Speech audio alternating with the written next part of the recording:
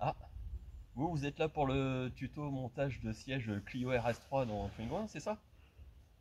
On se retrouve après la pause.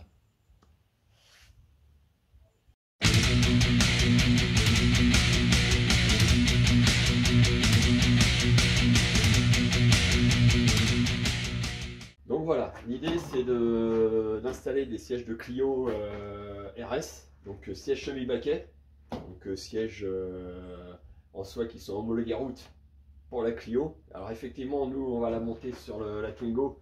On sort un peu du cadre légal. Maintenant, ça reste quand même un siège qui est équipé route, voilà, qui est homologué pour la route. Donc là, on vous a présenté les deux côte à côte, juste pour vous donner une idée. Donc du siège Clio qui est beaucoup plus haut que le siège Twingo. On va aller voir sur la voiture, c'est dû à la configuration d'installation sur le châssis. Donc on se retrouve sur la voiture.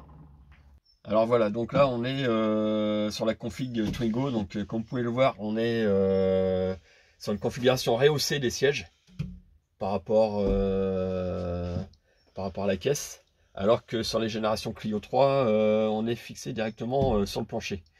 Donc ça nous fait une grosse différence à compenser, ce qui explique la différence de hauteur des deux sièges. En plus de ça, on a une différence de hauteur entre le rail extérieur et intérieur, qu'on va mesurer, et si on prend les points de fixation devant derrière, on se rend compte que les sièges de Clio de Twingo sont légèrement orientés en bascule arrière, donc il va falloir qu'on compense ça aussi, sachant que la config Clio, on est quasiment tout à plat quoi. Alors en compétition, on peut voir que souvent on fait sauter tout ce qui est fixation et puis on vient se fixer directement sur le plancher. Par contre, ça implique de respecter énormément de choses, c'est-à-dire des surfaces de platine avec un minimum d'épaisseur, etc., soudées et tout. Nous, c'est pas l'idée. Nous, ce qu'on veut, c'est pouvoir revenir en config origine. Donc, on va se servir des points de fixation d'origine, ce qui sera beaucoup plus simple et ce qui ne va pas modifier structurellement le châssis. Voilà. Donc on va faire un gabarit pour pouvoir présenter les sièges de Clio et prendre quelques cotes, voir un petit peu de la moquette, là où il faut grappiller, ce qu'il faut compenser. Alors pour information, les rails des sièges Twingo n'ont pas la même hauteur entre les rails intérieurs et extérieurs. Donc on va mesurer cette différence avec une règle. On va mesurer la différence entre les points externes et les points inter. Là, on va reprendre les codes de fixation des sièges Twingo pour pouvoir réaliser un gabarit, pour pouvoir présenter les sièges de la Clio RS.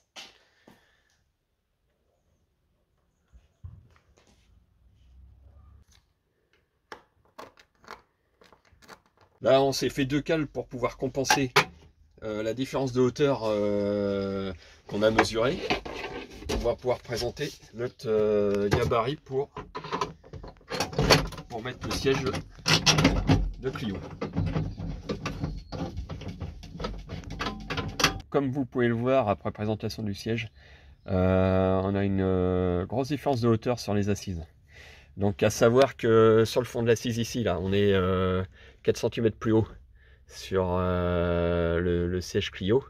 Et au niveau des genoux, on a une différence de 9 cm, due justement à l'histoire de l'inclinaison, etc. Donc il y aura une grosse compensation à faire sur le siège Clio, à savoir qu'il va falloir qu'on gagne sur le châssis du siège. Voilà, donc aussi petit rappel au niveau des sièges, là, à savoir que nous on est sur une Twingo 1 phase 2, donc premier modèle à airbag.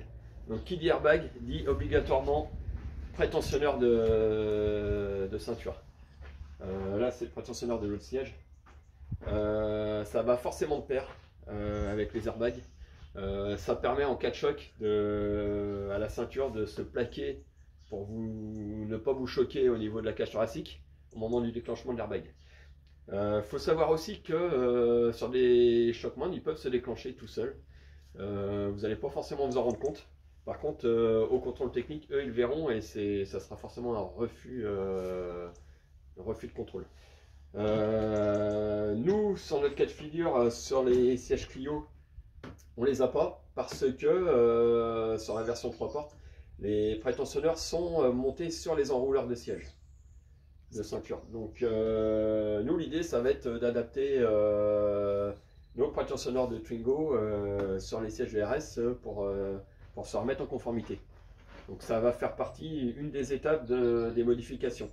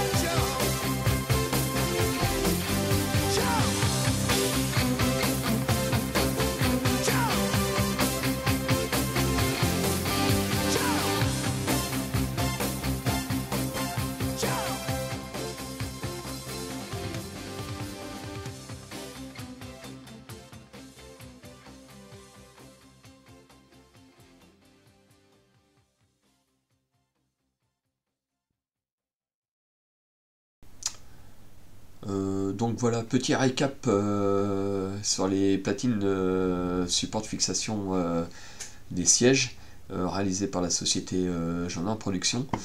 Donc là on retrouve le calque qui nous a servi à faire les tracés des points de fixation et de placement du siège avec les découpes de placement. Donc une fois monté, assemblé avec le siège soudé, donc là c'est modélisé simplement, hein. Donc là on a le siège soudé sur platine, ici on a le châssis de la voiture, avec de ce côté là le tunnel central et point de fixation extérieur. Donc là on retrouve bien le delta de hauteur là qu'il fallait compenser. Donc sur cette partie là il faut considérer que le siège, une fois soudé, on est là sur ce rectangle, on est sur une partie qui est, on peut considérer infiniment rigide pour l'usage qu'on en fait. On n'aura pas de déformation. Donc après nous on a rajouté les rabats de chaque côté qui servent de renfort pour supprimer la flexion éventuelle entre le siège et les points de fixation extérieurs. Sachant quand même qu'on est que sur de la tôle de 3 sur quelque chose comme 500 mm de long, donc avant de déformer, on aura une petite déformation, mais c'est quasiment négligeable.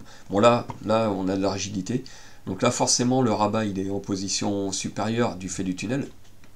Après on aurait pu le filer jusqu'au bout, mais on a préféré faire un rabat juste pour habiller la forme apparente quand on ouvre la portière, pour avoir quelque chose de fini, hein, un peu plus sympa quoi, et un peu plus discret aussi. Donc voilà, donc là on a un point de rupture là sur les rabats, mais c'est pas dommageable dans le sens où on est sur la zone qui est représentée fermée avec le siège. Donc voilà, on n'aura pas de déformation.